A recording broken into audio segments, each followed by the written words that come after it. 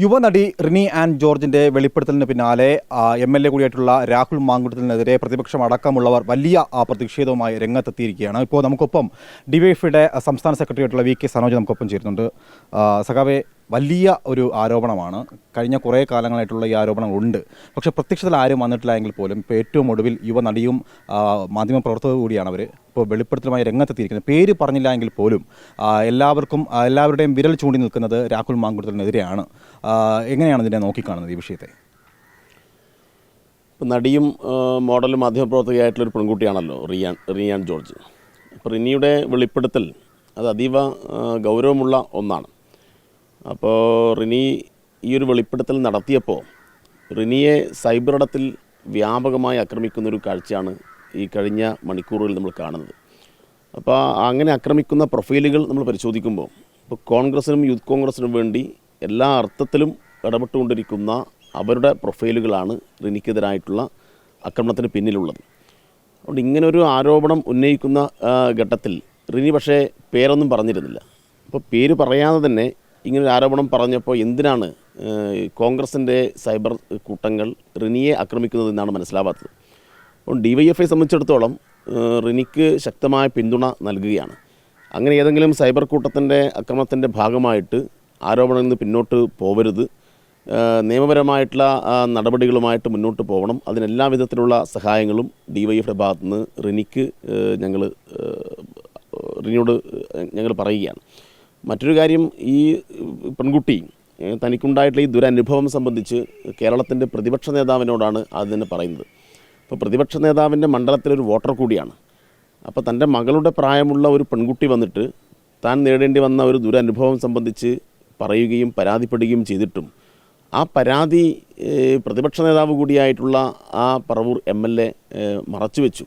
പ്രതിപക്ഷ നേതാവിനെ പിതൃതുല്യനായിട്ടാണ് കാണുന്നതെന്നാണ് പറയുന്നത്. പിതൃതുല്യനായിട്ടുള്ള കാണുന്ന ഒരാളോട് പരാതി പറയുകയാണ്. അത് മാത്രമല്ല, സ്വന്തം മകളുടെ പ്രായമേ ഉള്ളൂ.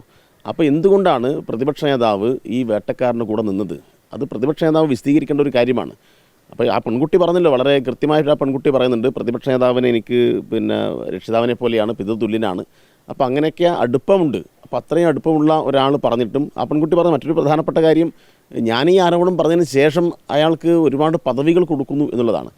അപ്പോൾ ആരോപണത്തെ ഗൗരവത്തിലെടുക്കാതെ ആ പരാതി മുക്കുകയാണ് യഥാർത്ഥത്തിൽ പ്രതിപക്ഷ നേതാവ് ചെയ്തത്. പ്രതിപക്ഷ നേതാവ് ജനങ്ങളോട് ഇത് സംബന്ധിച്ച് വിശദീകരിക്കണം. മറ്റൊരു കാര്യമുള്ളത്, ഇപ്പോൾ ചില പേരുകൾ കേന്ദ്രീകരിച്ചിട്ട് ഈ കാര്യങ്ങൾ പോകുന്നുണ്ട്. അപ്പോൾ അത്തരം പേരുകൾ പരാമർശിക്കപ്പെടുന്ന ആളുകൾ കാര്യങ്ങൾ വിശദീകരിക്കണം. അവരുടെ പ്രസ്ഥാനം, അവരുടെ പാർട്ടി അത് സംബന്ധിച്ച് ജനങ്ങളോട് വിശദീകരിക്കേണ്ടതുണ്ട്. മുൻപ് ഈ വിഷയം വന്നപ്പോൾ ഹൂ കെയർസ് എന്ന് പറഞ്ഞാണ് അദ്ദേഹം മാധ്യമങ്ങളോട് പ്രതികരിച്ചത്. അന്ന് ഇതിനെ വളരെയധികം തിരസ്കരിച്ചുകൊണ്ട് മുന്നോട്ട് പോയി. ഇന്നിപ്പോൾ ഏറെക്കുറെ വ്യക്തമായിരിക്കുന്നു. കാരണം ഇത് സംബന്ധിച്ച് ഷാഫി പറമ്പലിന് പരാതികൾ നൽകിയിരുന്നു പല സ്ത്രീകളും. അതിനപ്പുറം ഇപ്പോൾ AICCക്കും പരാതികൾ ലഭിച്ചു എന്നുള്ളതാണ് ഏറ്റവും ഒടുവിൽ അറിയാൻ കഴിയുന്നത്. 2 ഇരട്ട പദവിയുള്ള ഒരു വ്യക്തി. ഇത്തരത്തിൽ ഇനി ആ പേര് മാത്രം കൂടിയാണ് നമുക്ക് അറിയേണ്ടതുള്ളത്.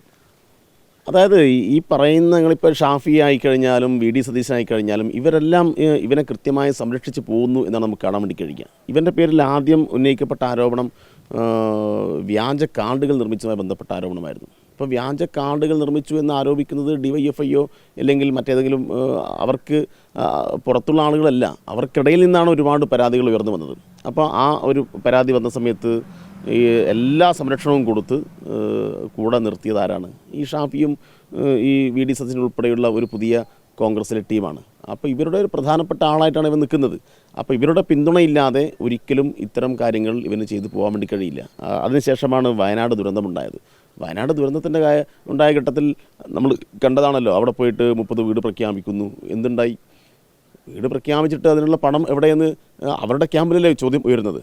അപ്പോൾ ഇങ്ങനെയെല്ലാമുള്ള ആളുകളെ സംരക്ഷിക്കുകയാണ് കോൺഗ്രസ് നേതൃത്വം ചെയ്യുന്നത്. ഇത്തരം ആളുകൾക്ക് കൂടുതൽ പ്രൊമോഷൻ കൊടുക്കുകയാണ് ചെയ്യുന്നത്. ഇത് കോൺഗ്രസിനകത്ത് തന്നെ വലിയ പ്രശ്നമുണ്ടായിക്കൊണ്ടിരിക്കുകയാണ്. കോൺഗ്രസിൻ്റെ നേതൃത്വത്തിന് കൂടുതൽ പരാതി ലഭിക്കുന്നു എന്ന് മാത്രമല്ല, അവർക്കിടയിൽ തന്നെ മറ്റു ചില പ്രശ്നങ്ങൾ കൂടി രൂപപ്പെടുകയാണ്. അതുകൊണ്ട് ഞങ്ങൾ ആവശ്യപ്പെടുന്നത് ഇത് സംബന്ധിച്ച് സമഗ്രമായി അന്വേഷണം നടത്തണം. VD സതീശൻ ഈ കാര്യങ്ങൾ ജനങ്ങളോട് തുറന്നു പറയണം. VD സതീശനോടാണ് ആ പെൺകുട്ടിക്ക് ഉണ്ടായിട്ടുള്ള ദുരനുഭവങ്ങൾ തുറന്നു പറഞ്ഞത്. അപ്പോൾ അത് സംബന്ധിച്ച് പരാതി സതീശൻ പോലീസിന് കൈമാറണം, നിയമ നടപടികളിലേക്ക് പോകണം. ആ പെൺകുട്ടിക്ക് എല്ലാ പിന്തുണയും നമുക്ക് കൊടുക്കേണ്ടതുണ്ട്. ഇവിടെയാണ് ഒരു പ്രധാനപ്പെട്ട ഒരു വിഷയം. അദ്ദേഹം ജനപ്രതിനിധി ആയതിനു ശേഷവും ഇത്തരത്തിൽ അശ്ലീലമായിട്ടുള്ള മെസ്സേജുകൾ അയച്ചു, ഹോട്ടൽ മുറിയിലേക്ക് വിളിച്ചു എന്നുള്ളതാണ് ഏറ്റവും പ്രധാനപ്പെട്ട ഒരു ആരോപണം ഉയരുന്നത്. കാരണം ഇത് 3 വർഷമായിട്ട് നീണ്ടു നിന്നതാണ്. പലതവണയും ആദ്യഘട്ടത്തിൽ തന്നെ ഒരു സുഹൃത്തായി വന്നപ്പോൾ തന്നെയും ആദ്യഘട്ടത്തിൽ ഇത് നിഷേധിച്ചു പെൺകുട്ടി. വീണ്ടും ഇത് തുടർന്നു എന്നുള്ളതാണ്. അപ്പോൾ ജനപ്രതിനിധി എന്ന നിലയിൽ അദ്ദേഹം ആ സ്ഥാനം രാജിവെക്കേണ്ടുന്ന ഒരു ധാർമ്മികമായിട്ടുള്ള ഉത്തരവാദിത്വം കൂടി മുന്നിലുണ്ടല്ലോ. തീർച്ചയായിട്ടും അതീവ ഗൗരവമാണ്. അതായത് ഒരു ജനപ്രതിയുടെ ഭാഗത്ത് നിന്ന്, ഒരു പൊതുപ്രവർത്തകൻ്റെ ഭാഗത്ത് നിന്ന് ഉണ്ടാവാൻ പാടില്ലാത്തൊരു കാര്യമാണ് ഉണ്ടായിട്ടുള്ളത്.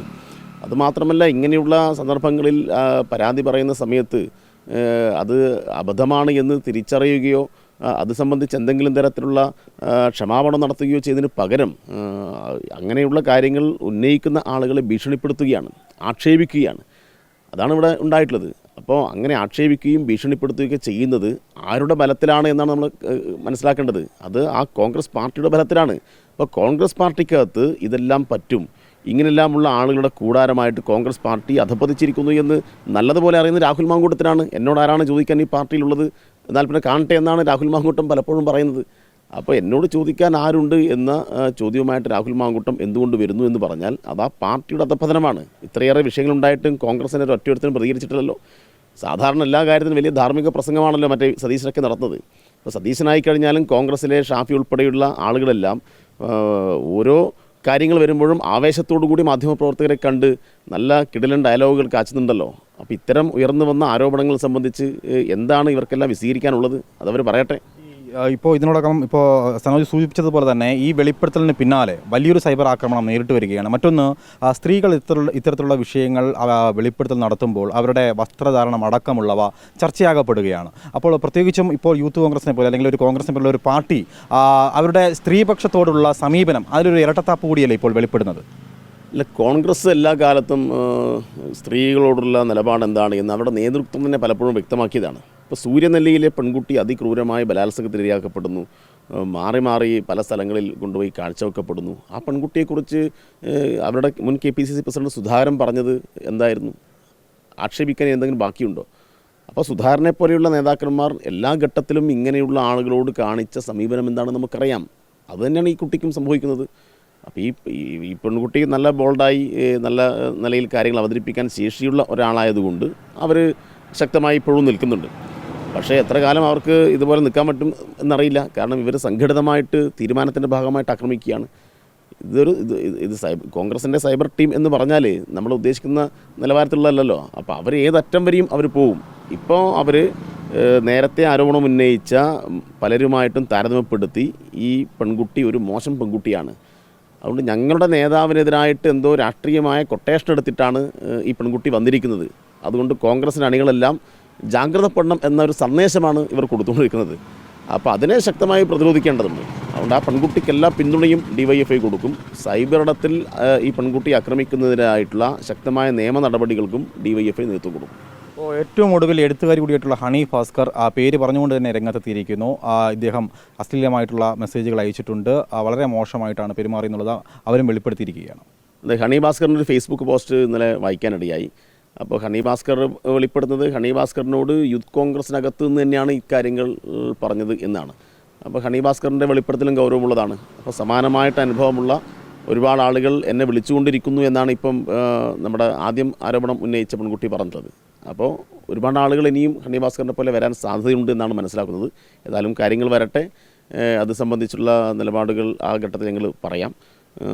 ഞങ്ങൾക്ക് ഇവിടെ പറയാനുള്ളത് വളരെ ഗൗരവമായിട്ടുള്ള ഒരു പ്രശ്നം, VD സതീശനെ പോലെയുള്ള ഏറ്റവും മുതിർന്ന ഒരു രാഷ്ട്രീയ നേതാവിന് മുമ്പിൽ താൻ ഇത്രമാത്രം അപമാനിക്കപ്പെടുന്നു, എന്നെ ഇത്രമാത്രം ഉപദ്രവിക്കുന്നു എന്നൊരു പരാതി പറഞ്ഞിട്ട് VD സതീശൻ ആ പരാതി ഗൗരവത്തിലെടുക്കാതെ ആ പരാതി മറച്ചു വെച്ചു. എന്നിട്ട് വേട്ടക്കാരന് ആവശ്യമായിട്ടുള്ള പ്രമോഷനും സൗകര്യങ്ങളും ചെയ്തു കൊടുത്തു. അതുകൊണ്ട് കേരളത്തിൻ്റെ പ്രതിപക്ഷ നേതാവ് VD സതീശൻ ഈ കാര്യത്തിൽ ഗൗരവത്തോടു കൂടി പ്രതികരണം നടത്തേണ്ടതുണ്ട്. അത് അദ്ദേഹത്തിന് ഒളിച്ചോടാൻ വേണ്ടി കഴിയില്ല. അപ്പോൾ സതീശൻ ഈ കാര്യത്തിനകത്ത് പ്രതികരിക്കണം എന്ന് കൂടിയാണ് ഞങ്ങൾക്ക് പറയാനുള്ളത്.